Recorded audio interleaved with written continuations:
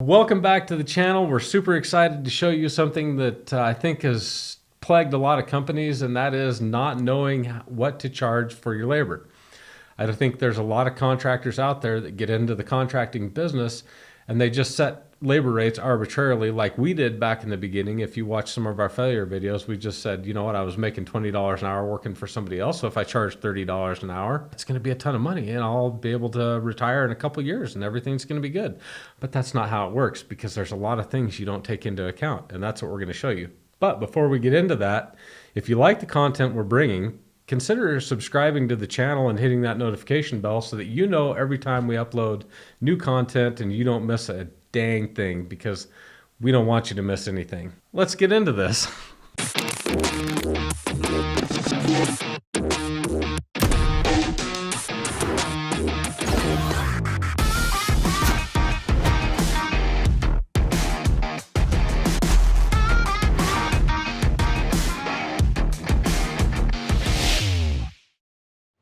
All right, so we've got a hypothetical situation where we're going to look at what three different team members cost us, and we're only going to look at the productive team members, and those are the ones that go out in the field and actually do the installations. But you can use this spreadsheet to look at what your office personnel is costing you, salespeople, whomever. But right now, really what I'm the most concerned with is how much I need to charge for each one of my labor hours when we go out there and do our fencing. So we're going to look at a foreman here, and we're going to say that seems a little bit low, so we're going to say he makes $34 an hour. The first item here is 40 hours a week, which is pretty typical. The next one down is how much overtime do you work? And some people work a lot of overtime, some people don't work very much. For us, we usually average about 15 hours per week throughout the year. So this is going to be based on a yearly average. 52 weeks in a year. If you've got more weeks than that in your year, make sure and change this, but hopefully 52 weeks is going to work for you. Average hourly wage for this person is going to be $34 an hour. Retirement annually is $3,315, and that's all calculated over here on the right-hand side. We've got 3% in here for a match. We can change that to 4%. I'd have to change it in both columns, but most typically 3% is a match. We do something a little bit different, but if you don't offer any retirement, you can move that rate down to 0, and that will zero this column out right here. If you have any other compensation, travel time, something like that, you can put those up here. Travel time can be up there. The 6% down here is going to be standard for everybody in the U.S. That's federal unemployment tax. This is going to be the maximum compensation, $7,000. That should be standard for everybody. State unemployment tax rate is going to be unique to you, so you'll want to look that up and put that correct number in, and the state maximum compensation rate is going to be unique to you as well. This is what it is for us here in Wyoming. Then we have the Fica rate, which is 7.65%. That should be standard for everybody, as well as a maximum compensation rate of $142,800. Then you have your workers' compensation rate. Now, the higher your accidents and the more risky the jobs that you're working on, that rate can jump up significantly. So you'll want to get that from your insurance company, or in our case, it's the state that assigns that to us. You can add some other stuff. Medical, monthly cost per team member is about $192 per team member. Then we skip through some of this. This is where you can modify this spreadsheet. Holiday pay days, we pay 7 holidays, and we pay 8 hours a day for each one of those holidays, so that's where that comes in. The vacation days, so foreman, we're going to say that they get about 15 vacation days a year, and that's paid out at 8 hours a day. And sick pay, we don't do any sick pay at our company. And then here is one of the things that I think a lot of people don't really consider, and that is the productivity factor. Productivity factor is how productive are they and how much of their time is actually spent installing whatever it is you do, whether it be cabinet work or pulling wire if you're an electrician, or digging post holes and installing fence in our case. That productivity rate can really change and make a big difference on how much that team member is costing you. So we'll look at that in a little bit more depth here in just a second. So once we've put all that stuff in here, we can go look at our calculation, and we will find that that team member is costing us $59.18 per hour with all the burden on there. And that is all the vacation time, all the sick pay, all those fringe benefits that we pay for that aren't necessarily represented in their hourly rate. Now I can go up here and look at this spreadsheet. And on the spreadsheet, I can make sure that all this looks like it's penciling out all right. And it says here that the total annual company cost of that team member is $127,061. So now we're going to go back and we will calculate a laborer. Labor 1, we'll call it. The hours are going to stay the same, except for they make a little bit less money. If you do have salary people, there's the salary here where it says yes or no. These people are hourly, and anybody that's actually doing any installing cannot be salary. So if you're doing that, you may want to check with your attorney and your accountant and get that corrected. Retirement is obviously going to go down because his rate went down. So we went from 34. So you can see how that retirement changes based on how much they're actually making. Retirement will automatically calculate all this stuff in this section. Once you've set up the first team member, it should all be fairly consistent. So setting up the next ones should be fairly easy.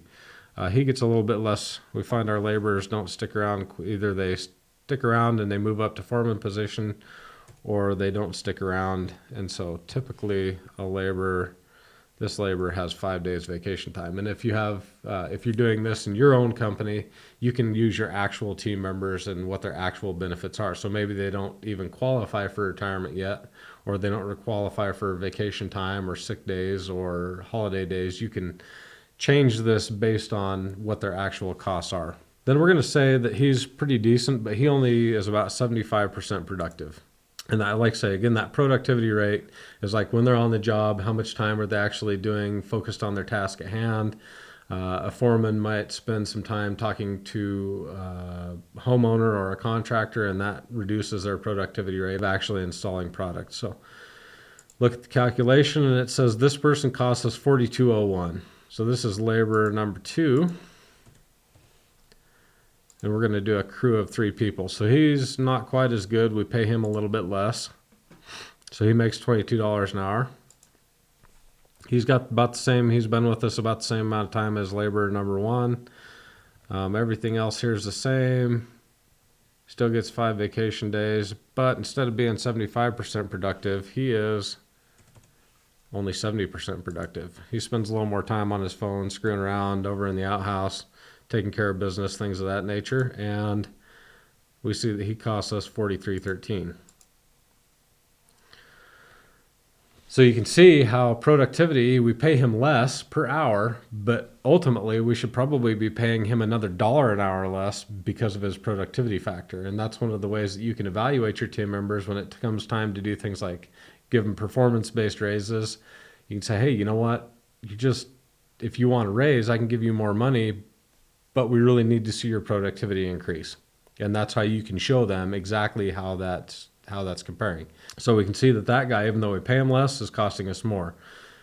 Now we've got our foreman in here at $49.18, and then we took the average of these 2 laborers, and they come out to an average of $42.57, which means that if I send that crew of 3 people out onto a project, per labor hour, they are costing me on average $48.11 per labor hour.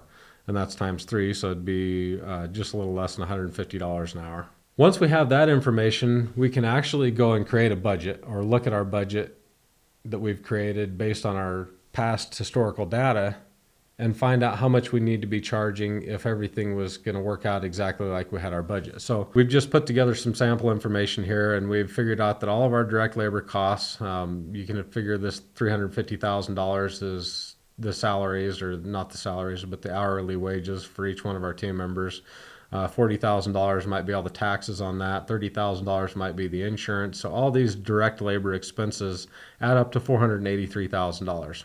Now in the same company that is going to pay out $483,000 in direct labor expenses, we have $523,000 worth of overhead expenses. That's things like rent, keeping the lights on, all your office personnel, your salespeople, people that are on the non-productive side, the ones that are not that they're not valuable, but they're not the ones actually putting product in the ground.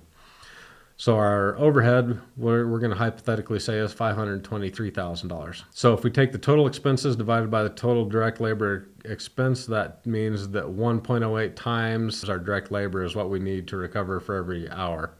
What that means is if we take the 4811 times 2.08, so we have to add a 1 to that. So if you take this, our average labor cost per hour times this plus 1 is going to give us the amount we would need to charge the customer just to break even. So that with every labor hour that's out there, we actually recover like $52 worth of overhead. So for every labor hour that we're spending on a job, if this crew was out there and there was a crew of 3 of them, we would be recovering $156 worth of overhead for every hour that crew was on the job.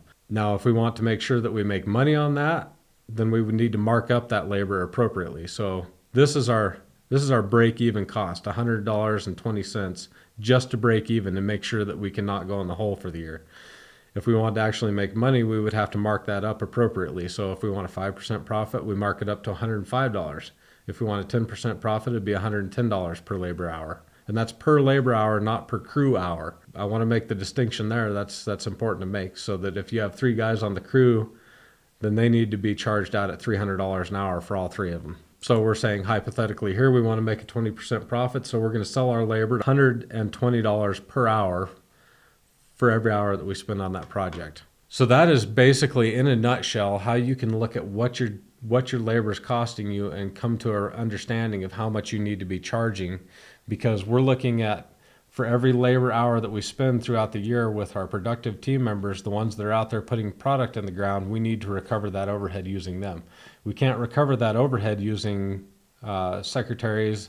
We can't recover that overhead using salespeople. That has to come from our productive team members in these direct labor expenses. So that's how to look at it on a per hour basis of how we need to recover our overhead. What we're going to do in some subsequent videos is show you how to create a budget and know our break even. So where we break even hypothetically, but understand as you go through this and you create a budget and you have these numbers, that doesn't mean because we've made some assumptions, we need to be checking that throughout the year and make sure that our assumptions are tracking with what's actually taking place.